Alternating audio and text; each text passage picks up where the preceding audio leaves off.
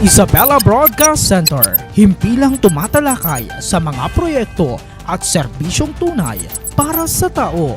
Hatid ang mga programang nag-uugnay sa bawat Isabelenyo saan mang panig ng mundo.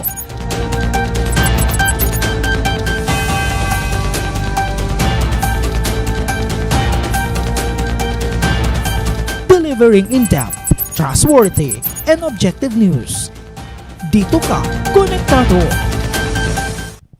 Isang ligtas at mapagpalang hapon ho sa inyong lahat mga kakonek at syempre mainit pa rin ho ang panahon pero dapat mas mainit ang atin hong talakayan ngayong hapon dito ho sa programang nag-uugnay ho no, sa bawat Isabelenyo. Ito ang Isabela Connect ka dito. Kasama nyo pa rin ang inyong lingkod, ang resident broadcaster ng Provincial Government of Isabela, Ezekiel Kilang. Sa buwan nga ho no, ng Mayo, abay pinagdiriwang ho natin ang Road Safety Month. Alam nyo ba na ang kaligtasan ho sa kalsada ay hindi lang responsibilidad ng gobyerno o ng pamahalaan. Ito ay nagsisimula ho sa ating sarili. Kaya naman, ang tema ho ngayong araw, dito ho sa lalawigan ng Isabela ay Roads Safety Starts With Me. Kasama ho natin ang mga eksperto at syempre leader mula ho sa iba't ibang sektor para ho pag-usapan ang gaganapin hong seminar. No? Uy, bukas na ho yan para ho sa atin ho mga kabataang leader at syempre mga drivers. At syempre, kilalanin ho muna natin ang atin hong mga panauhin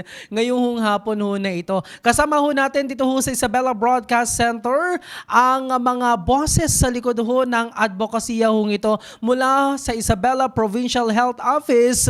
Ayan, kasama ho natin ang Road Safety Program Coordinator and Nurse 2 si Ma'am April Joy S. Francisco. At syempre mula naman ho sa Public Safety Office ang Training Section Chief, walang iba kundi si Sir Jericho Perenya at syempre, ito ho, no, talagang hindi na ho bago sa paningin ho ninyo at ang bosses ho ng kabataan mula naman ho sa Provincial Youth and Development Office, si Sir Raymel C. Resposo, ang ating hong Youth Development Officer 4. Pero bago ho, no, yung ating hong mga talakayan, abay pabatiin muna natin sila. Si Ma'am April ho muna. Ma'am April, welcome ho sa Isabela Broadcast Center. Hello po, Sir Ezekiel. Magandang hapon po sa ating lahat. Lalong-lalo na po ang opisita po ng ating Integrated Provincial Health Office na pinapangunahan po ni Dr. Derson Opagirigan at ang ating mga leader po sa ating mga PGI, then ang mga tao pong nakasubaybay po dito sa Connect ka dito. Magandang hapon po. Yes po, magandang hapon. And of course, Sir Jericho from PSO, welcome ho, sir. Magandang hapon po, Sir Ezekiel, and lalo na sa aming Public Order and Safety Officer ng Public Safety Office. Walang iba kundi si Mr. Kim Patrick G. Agbayani. At sa mga nanonood po sa Isabela Connect dito, magandang hapon po.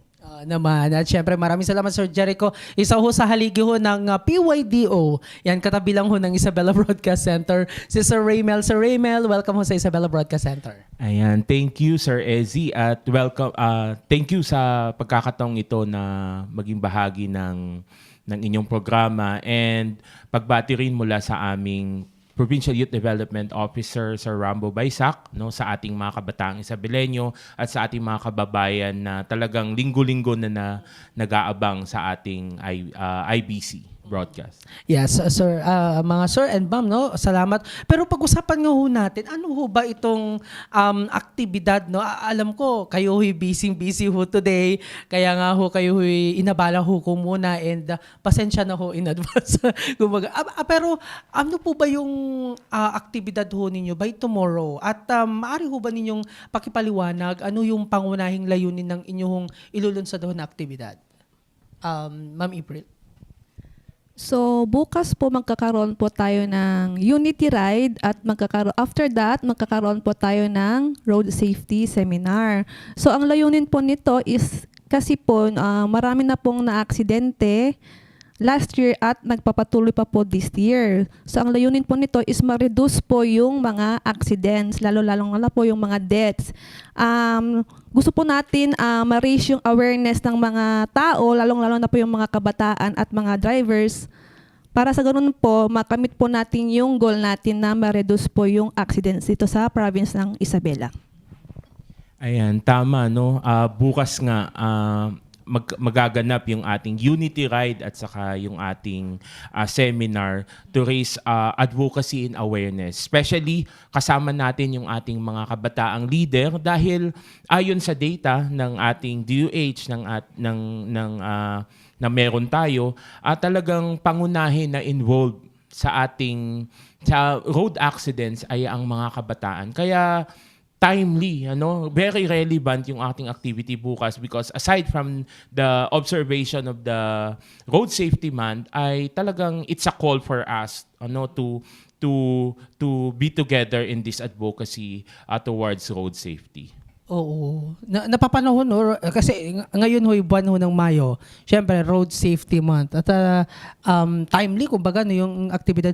Unity Ride. Sir Jericho, so ano yung aasahan ho natin tomorrow? Mabigat ba na daloy ng trapiko? Kasi Unity Ride ho yun. Particular, ano ba yung magagawin ho diyan? So, bali sir, yung Unity Ride kasi is lahat ng mga rider yun kasama ng mga nagmomotorsiklo. Siyempre, yun yung mga susot ng helmet, mga protective gear. Unity Ride para ipakita sa buong Isabela. Pero specifically Ilagan yung napili namin kasi mahal kasi yung gasolina. Kaya napaliit lang namin yung location niya. So within Ilagan, mag-start siya dito sa Queen Isabela Park. Then iikot lang banda dyan sa may Alingigan. Then mag-e-end dun sa dome natin ng Queen Isabela Park. Then dun mag-start yung road safety seminar. I-include ko lang, may mga kasama din po tayong mga riding group. Bali na-identify namin is 12 na riding group. Kasi mahalaga din na may kasama tayong riding group kasi sila yung mga road safety ambassador. Sila yung magkakalat din ng road safety practices sa mga kasama nila. Oo. So, yung mga gustong, pwede bang sumabit ho, Sir Jericho, just in case na, syempre, mapapadaan yung isang motorista gusto ring sumabay, pwede lang na sumabit. Sir, bali exclusive to may mga participants kasi kami selected, sir, kasi para mas ma-direct natin yung goal and mission natin dun sa riders. Oo naman. Syempre, abangan ho natin yan bukas. Speaking, eto nga ho, no, himay-himayin nga ho natin. I'm just curious, Sir Raymel, bakit po isa sa napiling tutukan, no, yung mga youth leaders ho sa seminar o aktibidad ho nito, gaano ho sila kahalaga ho ba sa pagtuturo ho ng disiplina ho sa kalsada ho natin? Yes. Bago kita sagutin, Sir Ezzy, involve ang youth or sila yung pangunahin na participants natin dito. Kasi our data would show na 15 to 30 years old, Ma'am April, ay talagang sila yung involved lagi sa mga aksidente. Hindi lang ito, kanina pinag-uusapan natin bago yung show natin, hindi lang ito about sa usapin ng yung mga gumagamit ng motor, yung mga drivers, kundi yung mga gumagamit ng ating mga kalsada, pedestrians, yung ating mga passengers. Ipinapakita ng study natin, ng ating mga pag-aaral na yung kabataan ay talagang vulnerable. Sila yung vulnerable, children and youth, pagdating sa road safety. Kaya naman, sino ba yung mas dapat kausapin pagdating dito, kundi yung mga nakakaranas din ng mga ganitong vulnerability sa daan. So, aside from informing them or raising awareness to them, sila din ay partners natin, magiging partners ng Provincial Government of Isabela in advocating road safety. Yun nga, nabanggit kanina ni Sir Jericho, sila yung magiging, later on, pwedeng maging ambassadors natin sa tamang, sa proper at responsible driving halimbawa, and responsible users of our streets. Thank you, Sir Raymel, nabanggit ho ninyo na hindi lang naman talaga mga kabataan yung nakikita ho natin sa lansangan. Ma'am April, sa aktibidad ho by tomorrow, yung seminar, sino-sino ho ba yung mga participants ho dito na na-invite ho ninyo? Aside sa mga motorists and of course mga kabataan, may mga iba't ibang mga stakeholders din ho ba? Yung mga PGI drivers po natin para din po ma-enhance, mas update din po sila kung ano yung mga rules natin sa kalsada. Then mga kabataan, then motorists. Yun po yung tatlong natin, in-invite nating mga participants po.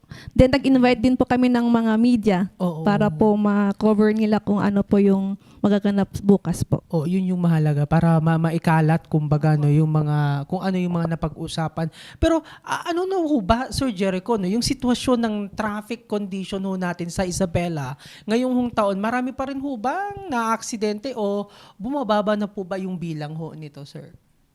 Base po dun sa data na binigay po sa amin from PNP, bumaba na po yung bilang po ng aksidente. Siguro dahil dito to sa nagpaitin na action ng ating pamahalaan. Kamakailan lamang nagpatawag ng meeting si Governor Rodito T. Albano III para dun sa pagsagawa ng Isabela Road Safety Operation and Action Team. Kaya kung mapapansin natin, mas strict na yung enforcement, saka mas kitang-kita yung visibility ng mga pulis kahit gabi na nakamonitor sila sa paghuli ng mga example na lang yung walang helmet, mga walang ORCR. Yun po yung mga naging action ng mga ating kapulisan, lalo na sa pamumuno ni Police Colonel Manuel B. Bringas ng Isabela Police Provincial Office. Kaya bumaba po talaga yung bilang ng ating accident sa probinsya po. And congratulations ho, no, sa PNP and of course katuwang ho ang Public Safety Office ho natin dito sa probinsya. Grabe sa Raymel, Ma'am April din yung higpit-dikit ng executive order. Pero may mga nagbibigay ng reaction, grabe naman ang higpit. Hindi kami malilate na kami sa pasok. Di ba? Pero hindi ho naghihigpit ang atin hong punong lalawigan. Hindi dahil sa gusto ho nila kayong mali, kundi inaalala ho yung kaligtasan ho ninyo. That's why may mga ganun. Pero itong pinag-uusapan ho natin, when it comes sa mga aksidente, marami ho yung mga nako-confuse ho sa social media. Mas nauuna pa nga daw yung pag-upload ng video sa mga aksidente kaysa humingi ho ng tulong. So kapag ba may mga aksidente sa kalsada, Ma'am April, ano yung mga basic ba na first aid o emergency response na ituturo ho ninyo sa mga kabataan para makatulong ho sila ng tama? Kabilang din ho ba, may mga training din ho ba by tomorrow? Bali po, nung nagpaplano po ako, nagtanong pa ako sa PDRRMC. Sabi nila, minimum of 3 days, maximum of 5 days. Kaya lang, yung nasa plano ko is 1 day lang, kaya hindi siya kaya. Kaya nag-decide na lang ako na purely na seminar lang siya. Awareness lang muna.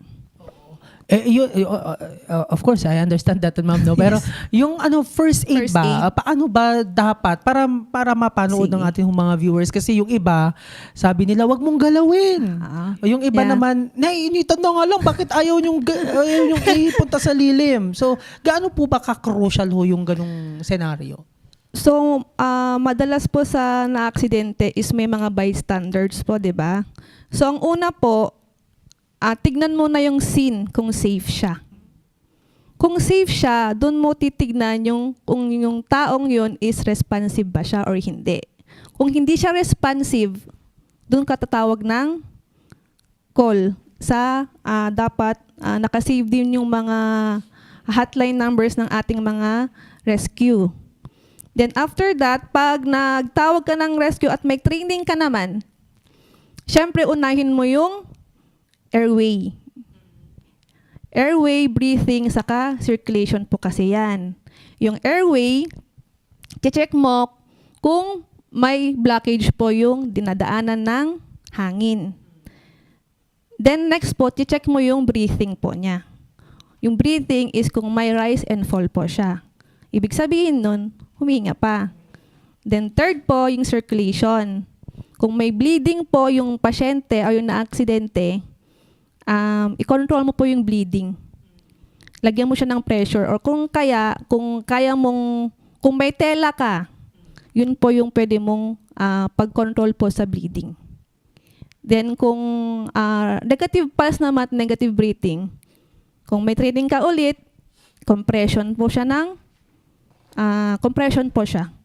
Then kung wala ka talagang training, mas maganda po na tawag mo na lang.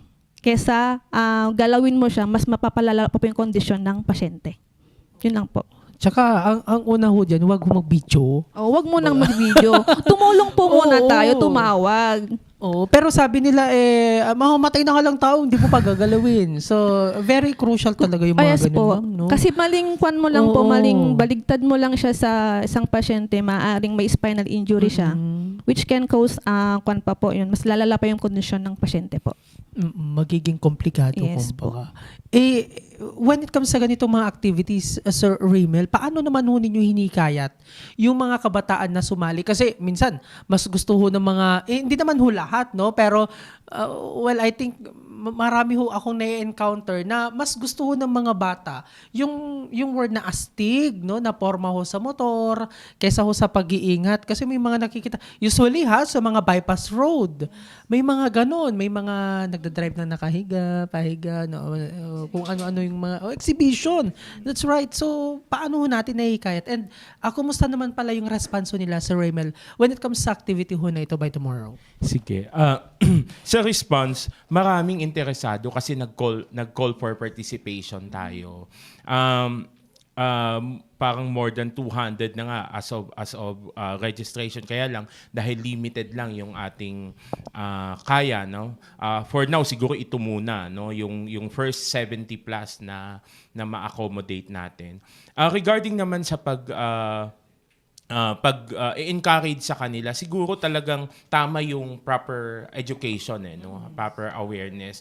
Alam mo, wala namang masama sa pagiging astig dahil nakaka-boost ng confidence yan ng ating mga kabataan. Pero dapat partner with responsible driving ito. Kailangan meron ka, no? Yung mga ina-advocate ng ating public safety, complete gears tayo, no? Dapat meron tayong helmet. Ang helmet hindi sa siko, no? Sinusuot. At kailangan, primarily, ang gamit naman ng motorsiklo ay para sa transportation, no?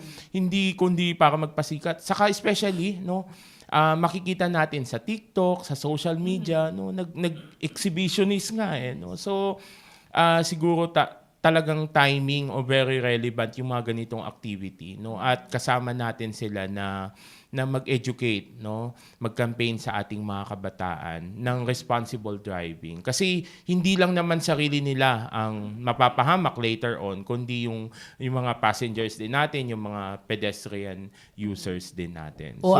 Yes. At may dagdag ko pa, dahil ang mga kabataan, sila ang may mataas ang kanilang digital reach, ano? Yung paggamit ng teknolohiya ng social media, by using the social media properly, maganda ang ma-advocate natin ang responsible driving or road safety. Oo naman. And I'm not against sa mga kabataan, mga SK chairman, hello ho sa inyo in different area ho dito ho sa lalawigan ng Isabela. May mga projects and programs ho kasi sila. Ang talagang namamayag pag dyan, mga basketball. I'm not against, no? Pero maganda yung mga ganitong mga programs and activities na mga pa-training sa mga kabataan. At least, sa pamamagitan nito, na-educate, di ba, sir? Pero when it comes sa mga apprehension ho ninyo, sir, sa PSO, matanong ko lang, no, hindi natin sinisingle out yung mga kabataan kasi I'm just curious lang. Marami kasi tayong mga nakikita mga kabataan na nagmamaneho. So, paano ho ninyo hine-handle yung mga ganung situation? Bali, doon sa pagsama ng Public Safety Office, more on monitoring po kasi kami, sir. Kami yung nagbe-bridge doon sa mga law enforcement agencies natin. Lalo na yung nagbabantay dito sa province ng Isabela, yung mga ating PNP iSmart. Kung narinig nyo na, sir. Sila po yung nakatask dun sa mga humuhuli po dun sa mga violator. Bali, basit po dun sa nilabas ng DOTR na bawal na pong confiscahin yung license. Kundi bibigyan sila ng 15 working days para asikasuhin yung violation nila. Yun yung mga naidagdag na provision dun sa batas ng road safety. Yes. If I may add, Yes, sir. Sir Ezzy, maganda din na tawag dito na may mga participants tayo bukas na mga SK. Yes, Kasi nga, yes, sir. inopen natin ito including sa ating mga sangguniang kabataan officials hanggang sa barangay level at yung ating mga youth development council members. Kasi ito ay paraan natin para maging partner sila hanggang sa barangay. Hindi lang sila ay maging modelo ng road safety, kundi this is our way of encouraging them to pass legislations kasi yan mga SKs natin, partners natin sa policy making sa barangay level. Halimbawa, yung pagsiset lang ng speeding limit sa kanilang Yes. barangay, di ba? O yung tamang paggamit ng helmet, or gears sa kanilang mga barangay. Pwede kasi natin yon na maisama or mailabi bilang mga polisiya kahit hanggang municipal level sa tulong ng ating mga SK officials, at yung pag-advocate ng mga iba't ibang programa, symposium yes. like this, yung mga campaigns natin, pwede natin sila talaga yung pangunahing partners natin pagdating sa ating mga kabataan. Oh, naman sir. At may mga fund naman na available kung sakali sa kanilang barangay. Bago tayo tuluyang mag-move on sa mga road safety tips ho natin. Eto matanong ko lang focus tayo sa mga kabataan, mga ma'am and mga sir and ma'am. Madalas ho natin sabihin na sa bahay nagsisimula ho kasi yung disiplina. Para ho sa PYDO and of course sa PSN, kung may maidadagdag ko ang Isabela Provincial Health Office. Ano naman po yung mga panawagan ho ninyo sa mga magulang na pinapayagang magmaneho ang kanilang mga anak kahit wala pang lisensya o kulang pa ho sa edad? Sige, ako na muna siguro mauna bilang mga kasama sa mga kabataan natin. Siguro yung aming panawagan lang at ang panawagan ng Provincial Government of Isabela ay talagang unahin natin na maiparehistro muna yung ating mga anak, kumuha ng tamang lisensya, at gumamit ng maayos. Kung hindi maiiwasan, nakakailanganin kasi. Halimbawa, kakailanganin natin yung transportasyon, mode of transportation through this, ay yun nga, unahin ang pagpapalisensya at maging, tawag dito, maingat, maging maingat, anong tawag mo doon? Maliban sa pagiging responsive, Maging alerto. maging alerto doon sa paggamit at talagang gabayan yung ating mga yung ating mga anak. Pero as much as possible, talagang sana yung tamang edad, yung may mga tamang edad lamang yung payagan natin na magkaroon ng motor, which is 18 years old doon sa ating batas. Kung bata pa yan at talagang mapusok, sabi nila yung ating mga kabataan. Sabi mo nga kanina, astig, 'di ba? Wag na, wag na kung kaya pa naman na mag-commute or maglakad, kung yun ang pangunahin na purpose ng pagbili ng motor, ay doon na lang muna tayo. Mas safe, mas mahalaga ang buhay ng ating mga anak, ng ating mga kabataan, kesa sa i-expose natin sila sa risk ng road safety. Sana na-take note ho yan ng mga parents ho natin. Sir Jericho? Sa ating mga magulang naman na may mga anak na nagmamaneho, kung tama yung sinabi po ni Sir Emil na kung underage to, as much as possible talaga, or hindi as much as possible, hindi talaga pagdadrive-in kasi against talaga dun sa batas na 18 years old lang yung minimum. So, kung may mga anak po tayo na nagmamaktol, kasi syempre, mahal ng magulang yan, bibilhan talaga ng motorsiklo kahit na yung age ay hindi pasok dun sa minimum limit po natin. Pero as magulang, mas magiging mahal natin sila kapag iningatan natin yung buhay nila. Kasi pag pinayagan natin na magmotor sila, pwede silang mabangga dahil kulang sa knowledge yung paanong pagmamaneho. So mas maganda, mas maigi po na prevention po talaga. I-preventa natin yung pwedeng future na may mangyayari pa. Katulad po ng sinabi ni Sir Raymel. Grabe kasi sa panahon kasi ngayon Sir Raymel, Ma'am April and Sir Jericho, na napakataas na rin ho kasi ng crude, yung petrolyo ho natin. Hindi maiwasan na ang pagtitipid ay paggamit ho ng motorsiklo. May mga kabataan, may mga minor ho gumagamit, pero syempre kinakailangan ho pa rin nating sumunod sa kung ano yung isinasaad ho sa batas. O yung mga kabataan naman yung mga minor, hindi kayo pinagbigyan ng parents ninyo, hindi kayo love. Love kayo, kaya kayo pinagbabawalan, pinaghihigpitan. Kasi minsan ho ngayon, nagiging magulang ho yung mga kabataan na. Si parents na ho ang nagiging anak. Sila na yung sumusunod. At wala Oo. namang magulang na ipapahamak True. yung kanilang mga Oo, anak. oo. Kaya sa mga kabataan ho dyan, hinay-hinay ho lang. Isa lang ho ang buhay ho natin. Speaking of mga pagdadrive, Ma'am April, gaano po ba kalaki yung epekto ho ng mental health o puyat sa pagmamaneho? Ano po yung payo naman ho ninyo sa mga drivers na malalayo ho ang biyahe? Sapat ho daw po ba yung pag-inom lang ng kape? Okay na yan. Hindi yun sapat, sir. So according sa study po na 17 to 19 hours na walang tulog is equivalent po na nakainom ka. So dapat po, kung inaantok ka or alam mo sa sarili mo na hindi mo kayang mag-drive, matulog po muna bago po mag-drive. Yun po yung isa rin sa data natin na ang cause of incident is sleepy. Nasa data rin po natin yun. Usually po nakaka-idlip daw po sila kasi pagod. Oo. Human error talaga. Yes, human error. Yun po yung pinakamalaking factor dun sa cause of incident po natin. Ang human error po. No, grabe. Sa inyo, sir, sa PSO naman. Sir, bali, based sa experience namin, meron dito sa tapat ng Capitol yung bumangga doon sa ilalim ng 10-wheeler dahil nakatulog daw dahil puyat galing sa duty. So, napakalaking epekto nun kasi kapag puyat ka, syempre kapag ikaw yung nagdadrive at puyat ka, yung hindi na intact yung mindsetting mo na yung akala mo straight tong daan tapos meron May palang nakaparada. nakaparada. Oo. Tapos bigla kang babangga tapos mamamatay ka. Eh yun sabi nyo nga po na iisa lang yung buhay. Oo. So dapat po talaga i-emphasize po natin lalo na sa mga driver natin, hindi lang po sa kabataan, mga driver din natin na emphasize po natin yung blow bagets. Yung letter S kasi sa blow bagets is safety. So hindi tinatanggal yun, 'di ba?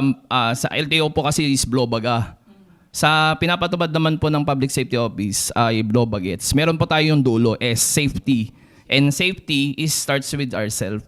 Hindi po mangyayari yung safety na tingin-tingin lang. Mangyayari yun po pag ginawa natin yung tama. So it starts with ourselves po. Oo. Safety para sure. Pag puyat ka kasi, sir, Oo. wala ka sa focus sa pag-drive. Oo.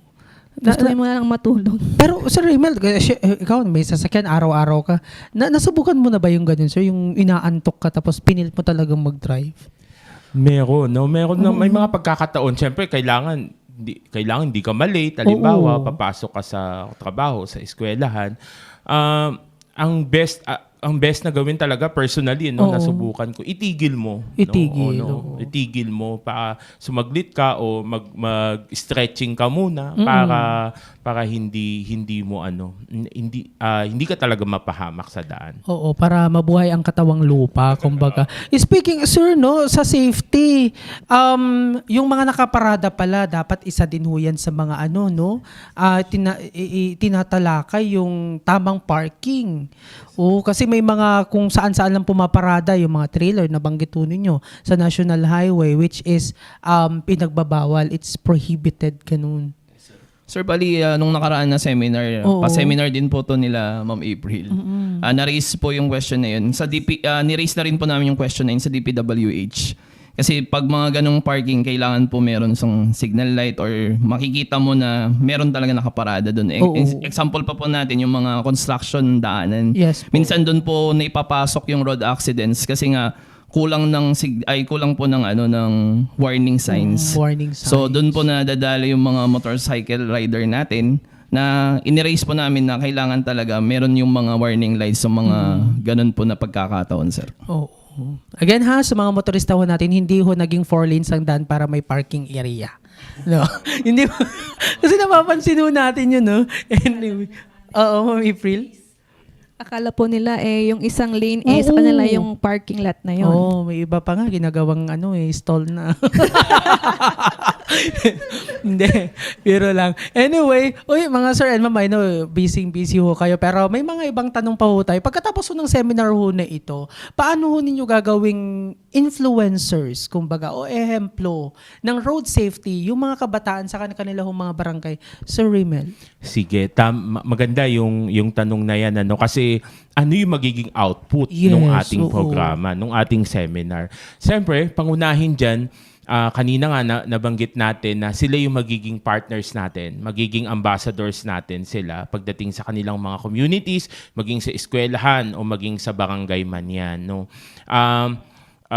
Later on, no, baka i-organize din natin, no, sa tulong ng ating PSO at ng IPHO yung parang kanilang organisasyon ng mga advocates, ano, yung mga road safety ambassadors or yung yours, actually yung yours, Youth for Road Safety, ano siya national siya na organization ng mga advocates natin. So baka magkaroon din tayo later on ng yours, Isabela, no, para nakatutok lang or meron lang mga follow-up na activities na pagmo-monitor sa ating mga kabataan. At syempre, sila yung ating mga role models talaga. Pangalawa, yung kanilang influence sa social media, no?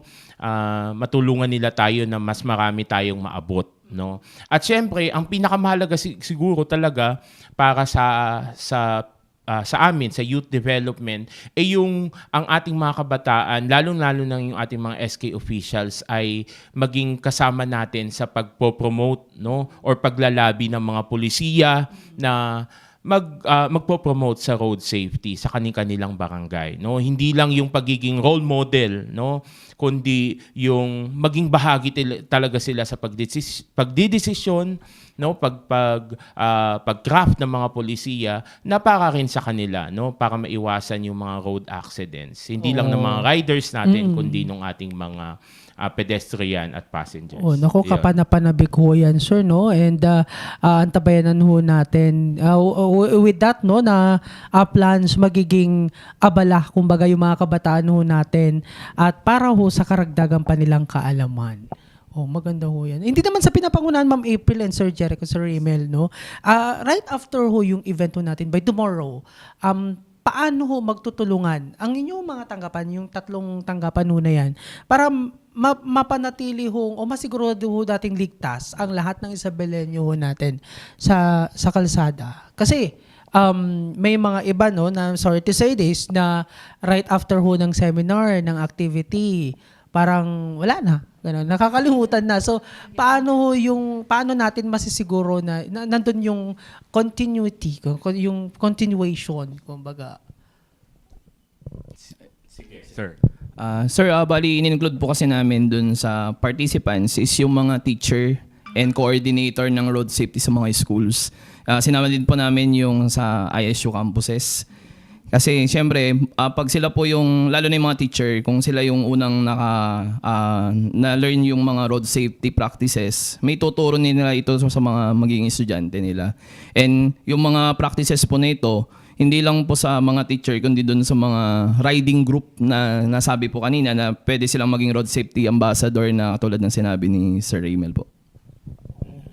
So yung magaganap po bukas, hindi lang po magtatapos po doon, hindi lang po doon. So bale yung mga na-invite po nating mga participants, pwede po silang mag-conduct sa kanilang mga schools, barangays na mga advocacy campaigns po o mga symposium po. Para po sila po yung mag-disseminate sa baba po natin. Ayan. At yun nga, yung collaboration nung 3 opisina, magsisimula ito bukas or para i-sustain natin na pinag-uusapan nga natin kanina na ito ay bahagi na nung ating youth development plan din, yung parang pag-o-observe or pagsasagawa ng mga road safety symposium at yung pagmo-monitor din natin sa ating mga youth leaders, sa ating mga SKs, sa kanilang mga advocacy campaign at hopefully, ay sa mga susunod na mga buwan ay makasama natin sila sa barangay or community-based level ng road safety summit halimbawa, or pinakamahalaga nga na lagi na sana ay pangarap ko na magawa natin hanggang barangay ay yung pagpapatupad ng mga polisiya ng ating mga SKs pagdating sa road safety. Nako, kapanapanabik talaga. No, oy, bukas ha, antabayanan ho yan, sisilip din ho ako. Sana sa community ho natin suportahan itong collab ho na ito. Mga sir and ma'am, no, alam ko marami pa kayong ginagawang preparation para ho bukas. Siguro mensahe na lang ho ninyo, Ma'am April, sa atin hong mga kababayan. So hello po sa ating lahat. Marunong po sana tayong sumunod sa mga basic traffic rules po natin at sana po magkaroon din po tayo ng disiplina sa sarili. Para sa gayon po, hindi po natin siya pagsisihan sa huli. Yun lang po. Sir Jericho. Sa ating mga kababayan po, lalo na sa ating motorcycle riders, hindi lang po tayo mag-ingat para sa sarili natin, para din dun sa mga nakapaligid sa atin. Hindi lang to tungkulin ng gobyerno, kundi ng bawat isa sa atin. Magtulungan tayo at magsama-sama tayo para sa kaligtasan ng kalsada. Yun lamang po. Speaking of kaligtasan ng kalsada, nandyan ho sa inyong mga screen, makikita ho yung mga emergency hotlines, ayan, sa atin hong Public Safety Office, at the same time, yung mga iba pa ho nating mga katuwang ho ng mga, syempre, tanggapan like Philippine National Police and other agencies. Sir Raymond. Ayan. Napakaganda nung sinabi ni Sir Jericho at saka ni Ma'am April. Yung road safety natin is not just a sector concern. This is everybody's concern. Kaya yung bukas, magsama-sama tayo, lalong-lalo na yung ating mga kabataan na sila naman talaga ang talagang target natin na participants because sinasabi ng data natin na sila ang involved dito sa road accidents, no, yung ating datos. Kaya sana sa mga susunod na pagkakataon ay makita na natin hanggang barangay, hanggang mga munisipyo ay ginaganap natin yung awareness at advocacy. At syempre, maging modelo ng tamang paggamit ng daan, ng tamang paggamit ng ating mga motorsiklo at mga sasakyan. Naman. Yes, Additional po. Yes po. So ang kwan po natin is ang road safety po natin is also a shared responsibility po. Kahit po nag-iingat ako, kung hindi nag-iingat yung kasalubong mo or nakasunod sa'yo, madadamay at madadamay ka. Kaya po is a shared responsibility po ang road safety. Oo. Maging ang mga agency po natin like DPWH, DepEd, DOTR, DOH, dapat po collaborated po talaga yan. Para po sa ganun po, maging smooth po yung magiging daan natin, mga policies po natin. Yun lang po. Oo, meron nga yung sa social media, nakita ko lang, share ko lang na mahimbing ang tulog sa loob ng bahay o sinalpok ng truck. O, di ba? Naging kwento na lang.